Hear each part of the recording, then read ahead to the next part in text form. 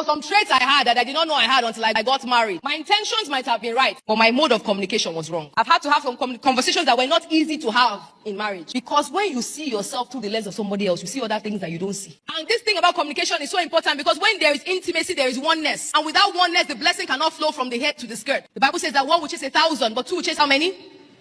Some people are married, but they are not two. They are separate. Perfect example. For a lot of people that believe God for the fruit of the womb, you find out that there is lack of intimacy between both partners. I didn't say lack of sex, the lack of intimacy. And that's a trick of the devil. You know why? The house divided against itself cannot stand. So my husband will always tell me, let's be smarter than the devil. Remember when we believed God for the fruit of the womb, this was the one thing he kept saying, let's be smarter than the devil. Because the doctor said that it was my own body physically that had the problem. And there's a tendency to begin to make yourself feel like he doesn't care because it is not him. These are seeds of doubt that had to now begin to work on my mind. So we had to consciously allow ourselves to not be divided against ourselves. Intentionally, I had to understand that whatever step of faith my husband is taking is because he's a man of faith, not because he doesn't care about my own body. And I had to now tell myself, love, the responsibility is yours to build your own capacity. Yes, he will stand for me, but yes, I must stand for myself. At that particular Shiloh that I got pregnant, my husband sent someone to pick the car to go and wash it. Somebody called me a few minutes later and said, love, are you okay? I'm like, I'm fine. He said, because your car is inside the ditch. I said, the ditch? Thank God for spiritual mentors. They told us, don't look at the car.